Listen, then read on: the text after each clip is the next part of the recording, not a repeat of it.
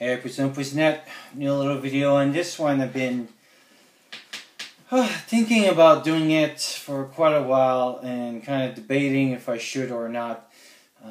But I came to the conclusion as more videos are coming out on the book that I will be talking about that my ethics, I guess my professional ethics couldn't bear it anymore. I felt, because in the past I did some video response to some stuff when I disagree on opinions on other people, and it was to trigger some discussions. In this one it will be a little bit more harsh because it is actually I find it's bad information basically, and all the stuff that I'll be talking about, most of the stuff I'll be talking about, I'll put links below to prove that it's not things that I'm just saying out of there.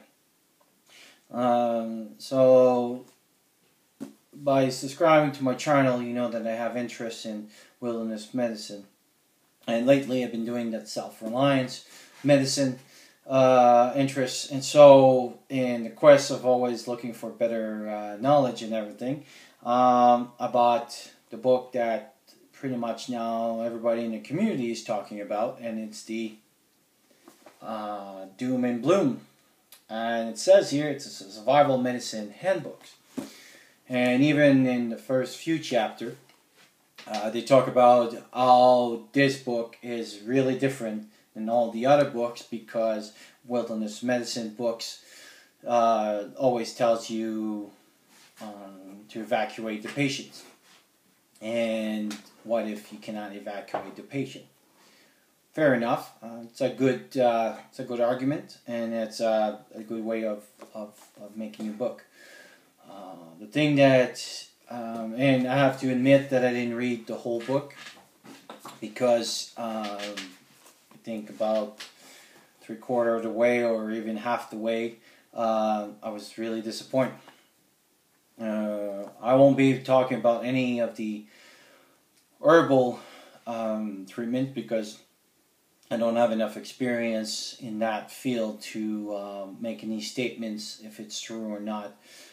But I can talk about the medical portion of it, where everybody is saying how great the book is and everything, and I have to really have to disagree on that one.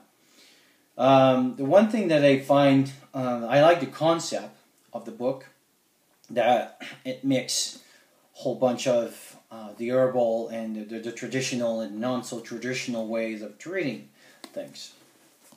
The one thing that I found about the book is the lack of structures. As, for example, another book that I've been reading pretty much about in the same time, which costs actually the same price, so content-wise, a little bit, because, you know, bigger page, smaller page, but maybe about in the same time, on wilderness medicine. Actually, I'll probably do a review on that book. But on that book, they talks about things on there's charts, image, pictures, and a lot of things that are very good on this, which there were very little on this one, mostly talking and everything. The thing that was the most concerning about, they say knowledge is power, and I truly am a big believer in this, and therefore my channel, but bad knowledge is as dangerous, if not more, than lack of knowledge. And unfortunately, a lot of the techniques that are being taught in here or discussed in here either has been poorly researched or are old. They're too old. They're old thinking, and things that have been kind of proven not to be used anymore, and for quite a while actually now. but still discuss about it, which is kind of a surprising because this is a 2012 book, so you would think that if you're doing a book as recent as this today, that you would read the latest news on it. So let's get into it. And never met those people. Discuss a few, maybe in some channels and things like that, through forums and stuff. Maybe some comments on some of the things and things. But so let's get back into it. And as you can see, I marked the page and stuff. So one of the things, for example, that I was surprised about was when they were starting to talk about blood pressure. And over here they were saying that you're looking for pressure less than 140/90 at rest. Blood pressure can be pretty challenging to monitor, and that's why, for example, and you'll see further away in my discussion on self-reliance medicine, that I won't really discuss about. Sure, you can do it if you're doing it all the time, but anyway, we'll talk about it in a little bit more.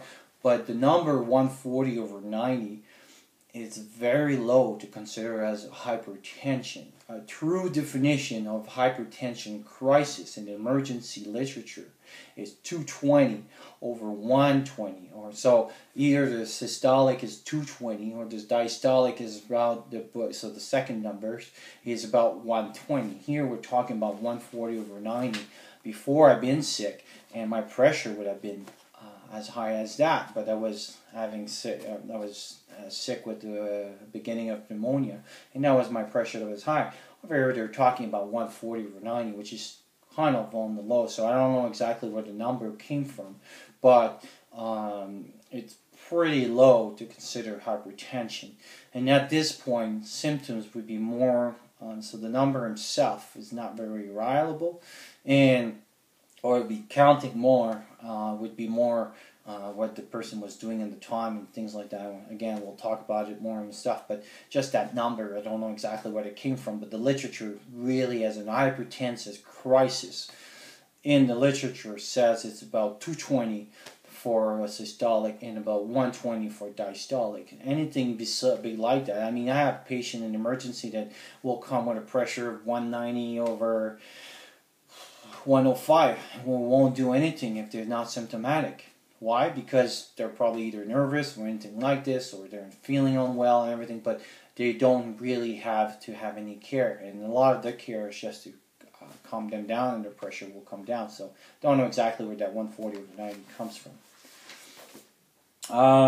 Second of all, so on this one, I kind of was like surprised about this, but both upper and lower respiratory infection are different than asthma, which is a condition where the airway becomes constrictive in a type of spasm causing a particular vocal kind of breathing called a wheeze.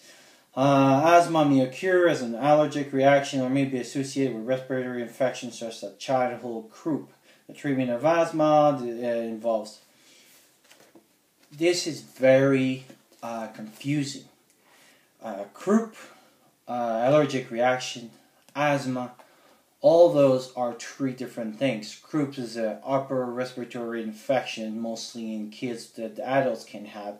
Asthma is more a chronic disease, and kids it's more defined as reactive airway. In adults, it's asthma, and in older that you sometimes become COPD, which is a reactive airway of the lower parts, so pretty much on your lungs and everything, and that's what they call vocal.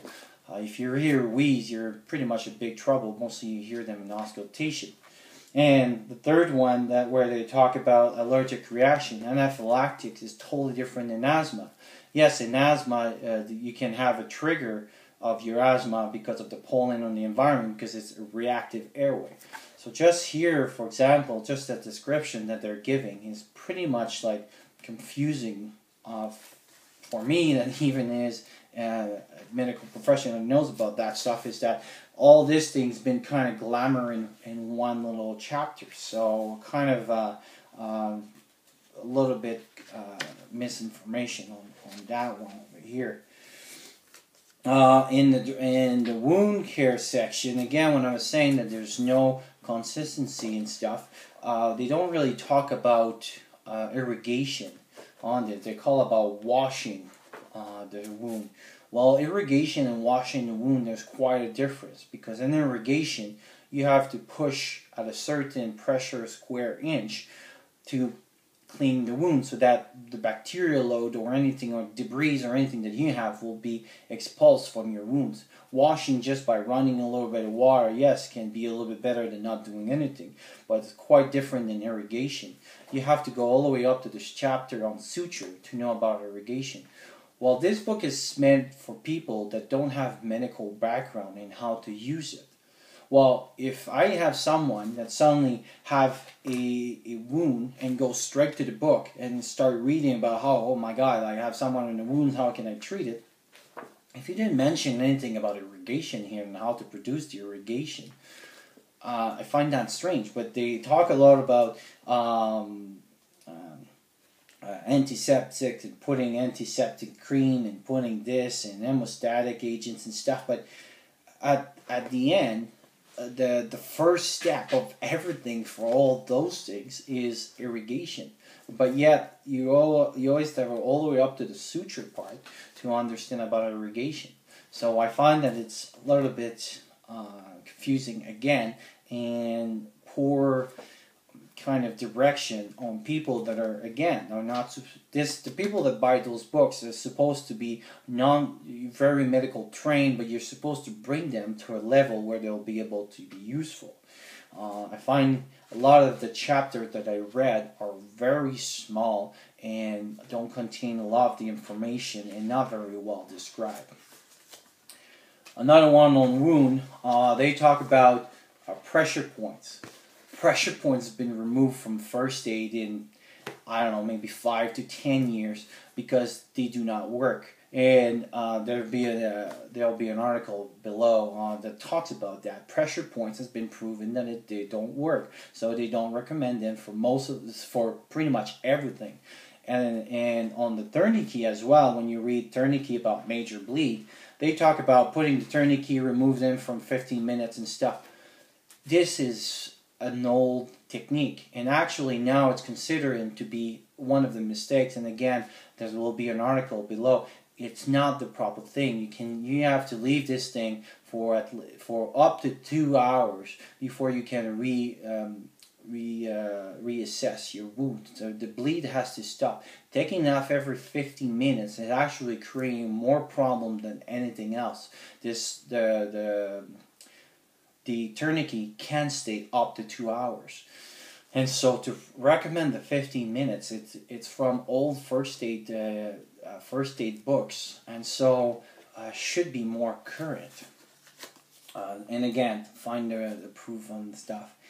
Another one here is the recommendation of the Sire extractor. So for those that don't know exactly what this is, and it's basically for when you get bit by a snake, then basically it's to suck out the stuff.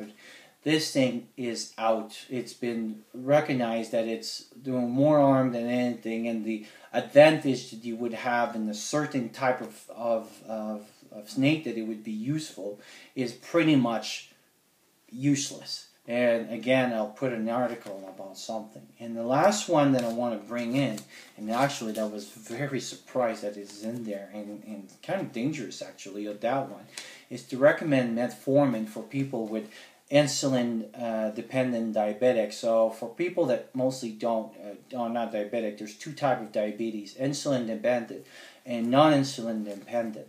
And the non-insulin dependent, they can take some pills because they still produce a little bit of insulin. Insulin dependent, they produce none to very non-significant any use of insulin. Therefore, they need to have insulin to produce, because what it does is that your sugar, insulin is basically like a key to open the door so that the sugar can go into the cells. Metformin do not do that. It decreases the production of sugar. It doesn't help the transfer. It can decrease also the resistance of insulin, and we won't go into that, but it doesn't do that. But the problem with what they say here is to take big dose of metformin to hopefully it works, but metformin creates acidosis, and you can basically now put yourself into danger. So I was very surprised to have it there. And again, I'll have links below. And I was very, very disappointed about this book. So anyway, if you have any comment, just put it on there. Talk to you soon.